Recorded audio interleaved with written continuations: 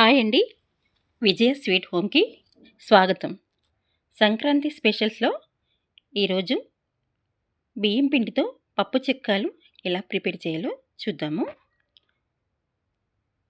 ఇవి క్రిస్పీగా చాలా టేస్టీగా ఉంటాయి.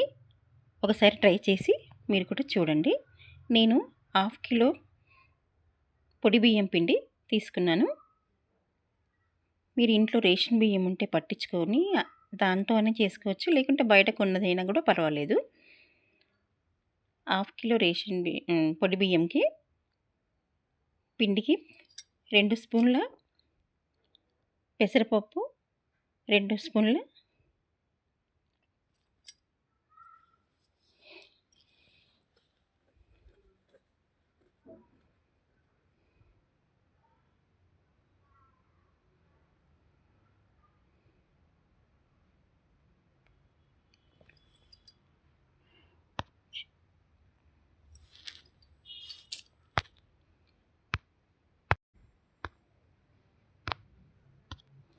హాఫ్ కిలో బియ్యం పిండికి 2 స్పూన్ల పెసరపప్పు, 2 స్పూన్ల సగ్గుబియ్యం వేసుకొని ఒక 2 అవర్స్ నానపెట్టుకోవాలి. తర్వాత 2 ఇంచుల అల్లం ముక్కలు, ఒక 4-5 పచ్చిమిరపకాయలు, మీకు ఎంత కారం కావాలో అంత చూసుకొని వేసుకోవాలి. కొంచెం ఉప్పు వేసుకొని కచ్చాపచ్చాగా మిక్సీ పట్టుకోవాలి. ఇప్పుడు ఇవి 2 అవర్స్ తర్వాత నానిపోయాయి కదండి, అవి చూపిస్తున్నాను. ఇప్పుడు 2 అవర్స్ నానిపోయాయి. తర్వాత పచ్చిమిర్చి, అల్లం ముక్కలు, కొద్దిగా సాల్ట్ వేసుకొని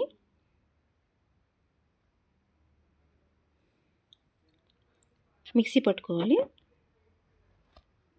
కచ్చాపచ్చాగా మిక్సీ పట్టుకుంటేనే బాగుంటుంది. ఇప్పుడు ఒక ప్లేట్లో బియ్యం పిండిని వేసుకొని సగ్గుబియ్యము, పెసరపప్పును వేసుకోవాలి. నానబెట్టి పెట్టుకున్నాం కదా, 2-3 అవర్స్ నానితేనే బాగా ఉంటుంది. తర్వాత ఒక టేబుల్ స్పూను జీలకర్ర, సన్నగా కట్ చేసి పెట్టుకున్న కరివేపాకు వేసుకోవాలి. తగినంత సాల్ట్ వేసుకోవాలి.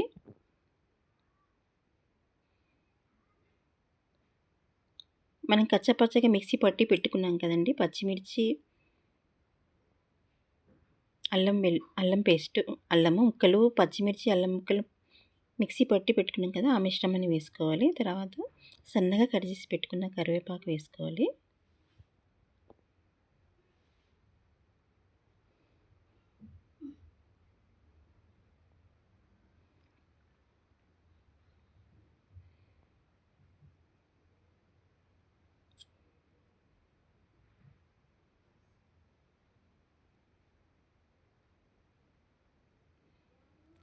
ఇదంతా పిండికి బాగా పట్టేలాగా కలుపుకొని వేడి ఆయిల్ కానీ బటర్ కానీ ఒక 3 టేబుల్ స్పూన్లు వేసుకోవాలి. నేనైతే ఆయిలే వేసుకుంటున్నాను. వేడి ఆయిల్ వేసుకుంటున్నాను. మీరు బటర్ అన్నా వెన్నెన్న వేసుకోవచ్చు. నేనైతే ఆయిలే వేసానండి. అది మీ ఇష్టం, మీ చాయిస్ అండి. నీళ్ళు కూడా వేడి నీళ్ళతో కలుపుకుంటేనే బాగా క్రిస్పీగా వస్తాయి పప్పు చెక్కాలు. వేడిగా ఉంది కాబట్టి స్పూన్తో అలా కలుపుకొని కొద్దిగా చల్లారిన తర్వాత ఇలా చపాతీ పిండిలాగా కలిపి పెట్టుకోవాలి. చూడండి, ఇలా కలిపి పెట్టుకున్నాం కదా. తర్వాత మనం ఎంతైతే చేస్తామో అంత తీసి పక్కన పెట్టుకొని మిగతాది అంతా ఒక తడి క్లాత్ వేసి మూసి పెట్టుకోవాలి.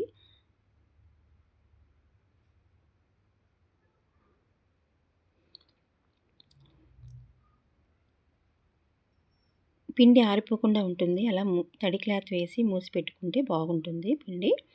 తర్వాత ఒక చిన్న సైజు ఉండలుగా చేసుకొని అన్నీ ప్రిపేర్ చేసి పెట్టుకోవాలి. చిన్న సైజు ఉండలుగా మీకు ఎంత సైజు కావాలో అంత సైజు ఉండలు చేసుకొని, ఎంత పెద్దగా కావాలో చెక్కలు అంత సైజులో చేసుకోండి. మిగతాదంతా క్లాత్ మూసి పెట్టేసుకోవాలి, తడి క్లాత్. ఇప్పుడు ఒక ఆయిల్ ప్యాకెట్ కట్ చేసుకొని ఇలాగా మనం ఏదైనా గ్లాస్ కానీ ప్లెయిన్గా ఉన్న గ్లాస్ కానీ ఏదైనా మూత కానీ వేసుకొని ఇలా ప్రెస్ చేసుకుంటే మనకి ఒకటే సైజులో వస్తాయి అన్నీ. నేను చూపిస్తున్న విధంగా అలా చేసి పెట్టుకోండి.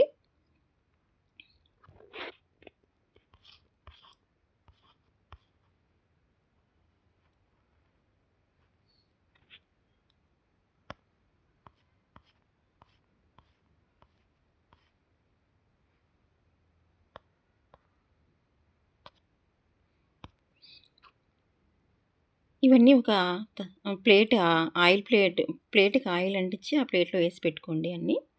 అలా ప్రిపేర్ చేసుకొని అలాగే ఒత్తుకోవాలి అన్నీ. నేను చూపిస్తున్నాను కదండీ ఇప్పుడు. అలాగే ప్రెస్ చేసుకుంటే మనకి అన్నీ ఒకటే సైజులో వస్తాయి.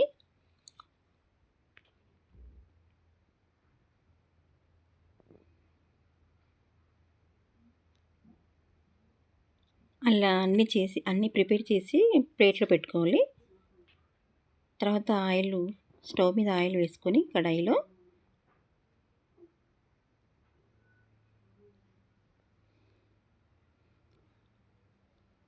మంటని హైలో కాకుండా లోలో కాకుండా మీడియం ఫ్లేమ్‌లో పెట్టుకొని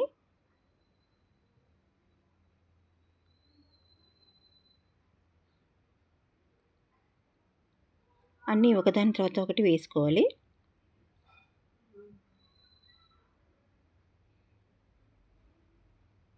వేసిన వెంబడి తిప్పకుండా 1 నిమిషం పాటు అలాగే ఉంచితే మనకి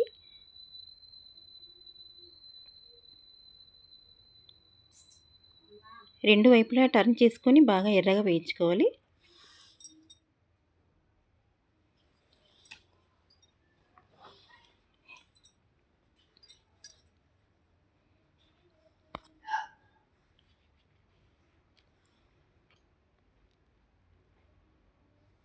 ఇవి వేగడానికి ఒక 2 నిమిషాల టైం అన్నా పడుతుంది. ఎందుకంటే అవి బాగా క్రిస్పీగా రావాలి అంటే మీడియం ఫ్లేమ్‌లో వేయించుకోవాలి. అన్నీ ఇలా ప్రిపేర్ చేసుకొని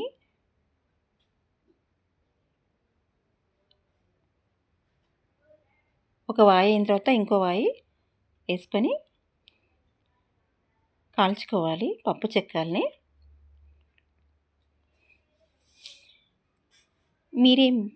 సంక్రాంతి స్పెషల్ మీరేం ప్రిపేర్ చేశారో కామెంట్ బాక్స్లో తెలియచేయండి.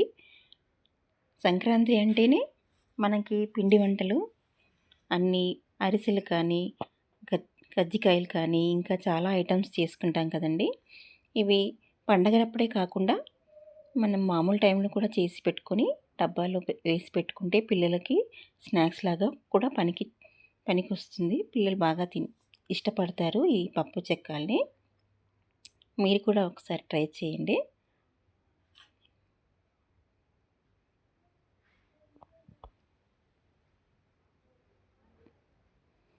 ఇప్పుడు రెండో వాయి వేసుకుంటున్నాను.